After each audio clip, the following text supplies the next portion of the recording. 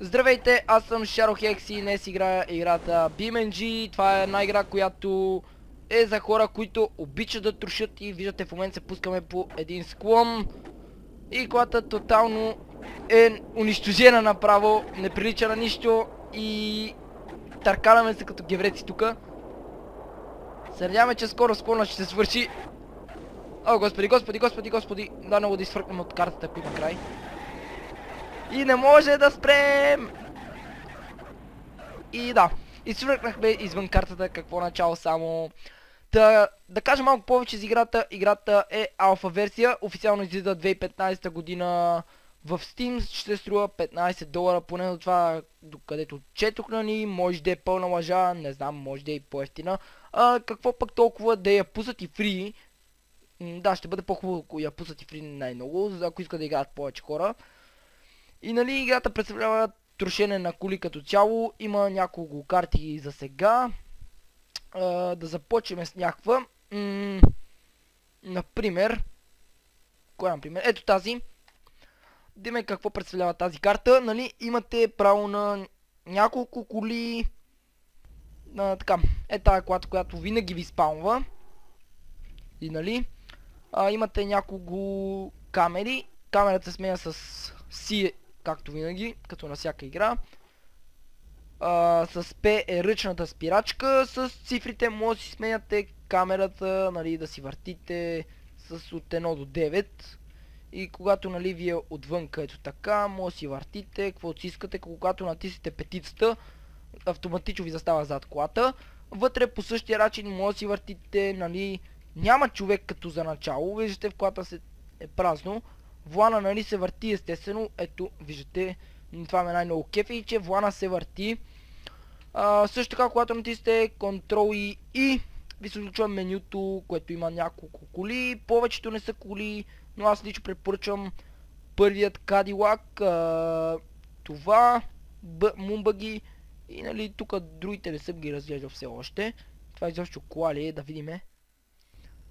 Да, това е някакъв бус, който бус... добре, не ми дава да си върна камерата, върнах я. Който бус виждате постоянно се клати като някакъв турбалан. С в момент само ръчна. Така. И виждате пише Breakdown, нали? Буза се клати като някакъв пумпъл. Тук пак. С Ctrl и W може да си изключите менюто, с което да си сменяте частите по колата, нали? Може да си избирате какъв ви е двигател. Аз ще изберете този двигател, нали? Сменя ви го врати, не разполагаме с различни врати. Ако искате, нали, може да си правите и вие някакви части, но в повечето случаи играта крашва, защото нали, все още алфа версия, аз опитах веднъж и ми крашна. Друго, какво друго? Не се сещам поне сега, започваме да се забавляваме, само да пуснем ръчната. То ръчната е пусната. Какво става, бе? Да, има някакви бъгове понякога, съвсем малка част от колата, когато щупите и тя взема, че спира да работи. И сега, какъв сблъсък само, господи, превъртане. И... къде сме? И аз нямам никаква представа. Понякога играта, нали, замръзва, защото не може да зареди някои неща. Това не е от компютъра, от играта, нали. Иначе си върви с доста FPS. И в момента... къде сме? Какво стана, бе? Да. И ето къде сме. Заболи сме се някъде. Даже сме във вода. То, нали, не си личи отдолу. Да. Толкова добре направена играта, че все още не си личи. И да, под нас има някаква друга карта, която карта е просто празна. Аз помислих, че сме някъде на сухо, то сме били във вода. Отдолу може да видите как за такова сено сме извън вода, над нас е водата, доста яко, няма що. Да рестартираме с и сега да вземе някаква друга кола, например да предложа Cadillac. Който Cadillac е изключително лесно чуплив. Има само една част, която ако изсвъркне, направо се чупи. Тази част не знам изобщо какво представлява, някакво кръгче, нали? Така слизаме сега по стръмният склон. Да внимаваме да не изхвърчиме по пътя, нали. Играта е за хора, които обичат да чупят. Изисква кой знае колко мощен компютър. Изискванията не са и големи. Минимума, нали, е 4 гигабайта. Опа! И излязохме от пътя. Айде, дай, се върнеме друг път. Добре, все едно някой ни влече надолу. Момент. Къде сме? Защо не ми дава free move-а? Айде бе, мишка. Да. А видях, че има път там около нас. Само дали ще може да мръднем. Лекичко. Да. Лекичко, ама това лекичко не се получи нещо. Добре, да рестартираме, че се видя, че няма да успеем да се върнем. Айде. Играта наподобява Next Car Game, която също е свързана с трушене до някъде. Но в повечето случаи е с каране, нали? Но тя е скъпичка, 27 евро е, което не е малко за такава игра, нали? Като може да си купите някаква друга по-готина. Така да гледаме пъти сега да ни свърчиме. Целта ще ми е да слезна, нали, не вредим додолу. Ако има изобщо край да е. Ако не свършва в морето. Опа, тук е някаква дупка. Която дупка ми изкарва извън релси. И нещо не може да се справиме как трябва. Така, тук ще използвам ръчната, за да спрем. Да. Аз изобщо не съм пускал ръчната, но колата реши сама да си тръгне. И ето там има мост. Момент. Не, влече, твърде силно влече, помощ. Влечеме към дълбините, не. И да, отвлекоха ме дълбините. По дяволите не можах пак да взема онзи път завой. Да видим дали този път ще успеем. Последен опит си давам. И сменяме картата, нали? Не, стига толкова с този опит. Свърши, това беше. Сега, да имаме някоя друга карта, нали? Тази карта няма препоръчвам. Това е за хора, които просто искат да се въргалят, като, не знам, на празно място да се въргалят. Да видим какво е това. Сега ще ти покажа мумбъгито, за което не знам дали казах или не казах. Мисля, че казах. Да видите какво представлява това мумбъги. А понякога му се бъгват предните гуми. Фувам преди това, че те се превъртат и лявата се сменя с дясната и, нали, почва да се върти някакво недъгаво. И да. Като начало да почваме с колата, която започваме, да видим как ще се представяме на шосето. Нали, тук сега има някакъв шибан завой и излизаме.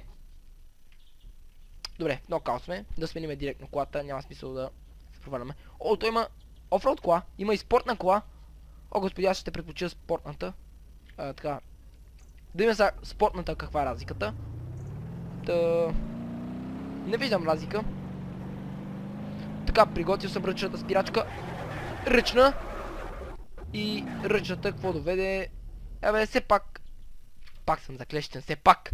Какво все пак, господи? Приключваме мумбъгито малко да се разкърчиме. Защо тук ме спаваме, бе? Да фак. Добре, не знам защо, но всяка кола има различна спавна локация. Което е много тъпо. И да. Ето къде сме.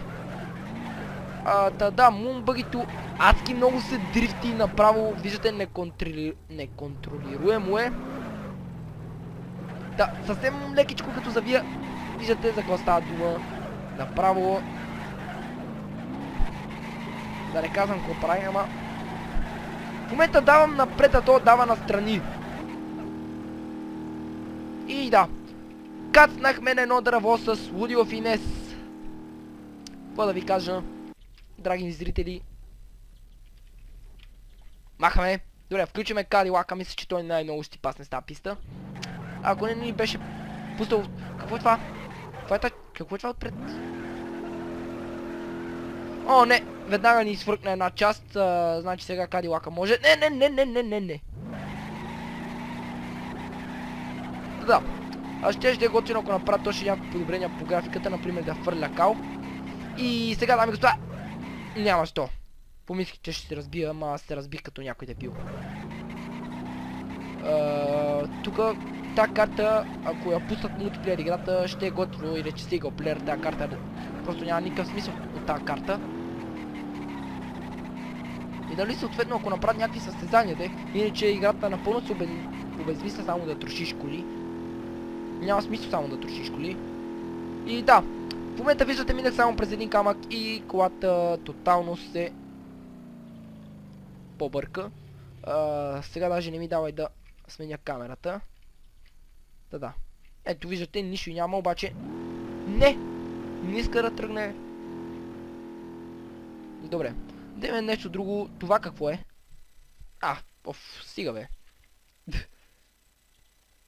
Това е... Седих се какво е това. Това какво е? Охо, голфче! Това е като голфче. Да.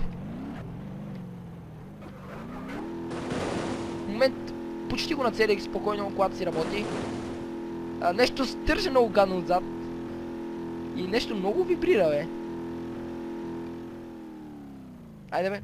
Пред, зад, напред, назад. Не. Пак се глична. Добре, този път се опитам да вляза, нали, без да се троша. И така, ето ни отново. Предишната сцена не беше изрязана, просто играта крашна. Не знам защо, просто крашна, нямам си никаква представа. Явно е възможно и да крашва. Пише да се на репорт, нали, но няма да се занимавам. Няма смисъл да се занимавам просто. И ако играта ви е харесала, може да си изтеглите линк към нея, ще има в описанието, както казах. И нали, съответно казах, ако искате да качваме такива funny moments някакви. Ако играта ви е харесала и клипа, може да харесате клипа, да оставите по един коментар с мнението си за играта и за клипа. Да се абонирате за моя канал, за тези, които не знаят, имам и друг канал, където всеки ден качвам на GTA 5, линк към него им в описанието и благодаря, че бяхте с мен, ще се видим в следващия клип. Чао!